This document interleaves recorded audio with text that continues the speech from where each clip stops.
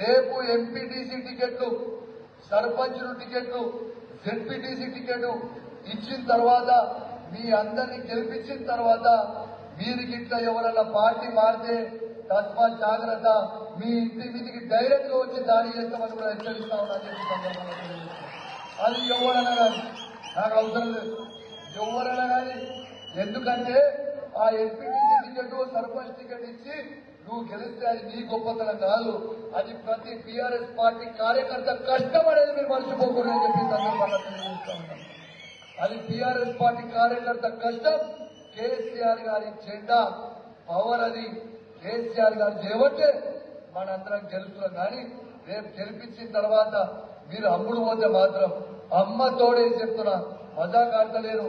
రేపు 1000 మందిని తీసుకొచ్చి ఇంటి మీద దాడి చేసి తుక్కు చేసి చెప్తా.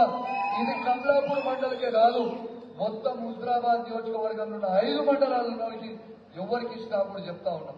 ఎందుకు ఇంత బలంగా చెప్తా ఉన్నానంటే, ఇలా వాళ్ళ టీఆర్ఎస్ పార్టీ కార్యకర్తలు కష్టపడి గెలిపిస్తే ఇలా కొంతమంది దొంగలు ఎమ్మెల్యేలు అమ్ముడు పోతే ఆ ఎమ్మెల్యేనే పెట్టలే మొత్తం మంత్రుల ముంగట, అరే నువ్వు దొంగలంగా నా కొడుక అని చెప్పిన ఆ రోజు నిలదీసిన ఓ ఎమ్మెల్యేలనే పెట్టలేదంటే ఇక మీ ఎంపీటీసీ, జెడ్పీటీసీ, సర్పంచ్ పరిస్థితి ఆలోచన.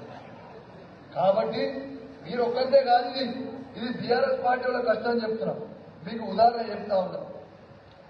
నేను ఇలా ఇంట్లో గెలిచిన, ఇలా బీఆర్ఎస్ పార్టీ కార్యకర్తలు కష్టపడితే ఇలా నేను ఎమ్మెల్యేగా గెలిచిన. ఇవాళ ఎమ్మెల్యేగా నేను గెలిచిన తర్వాత కాంగ్రెస్ పార్టీకి నేను పోతాను చాలా మంది అనుకుని గెలిచినట్ట అలా అధికారం. వాస్తవంగా కూడా కాంగ్రెస్ పార్టీలో రాహుల్ గాంధీ దగ్గర నుంచి మొదలు పెడితే కింద వార్డెన్కర్ వరకు నాకున్న పరిచయాలు ఎవరికి లేకపోవచ్చు, ఇప్పుడున్న కాంగ్రెస్ పార్టీ అభ్యర్థి కూడా లేకపోవచ్చు, కానీ పరిచయాలు లేదు కాంగ్రెస్ పార్టీ. కానీ నన్ను ఎన్ని పోటీ చేయండి, ప్రైమ్ మినిస్టర్ అయితే నేను ఎంఓఐ సెంట్రల్ మినిస్టర్ చేస్తామన్నారు. లాస్ట్ కి దానికి 2 లొక్కపోతే 100 కోట్ల రూపాయలు ఇస్తామన్నారు.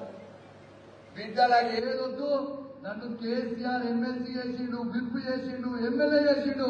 కేసీఆర్ కష్టకాలం నుండు కేసీఆర్ గులాబీ జెండానే మోస్తా తప్పితే ఈ పార్టీకి రాజీనామా రాడు. ఏం చేస్తారో చేసుకొని, ఎన్ని కేసులు పెడతారో పెట్టుకోని అని చెప్పిన. ఎన్ని కేసులు పెడతారో పెట్టుకొని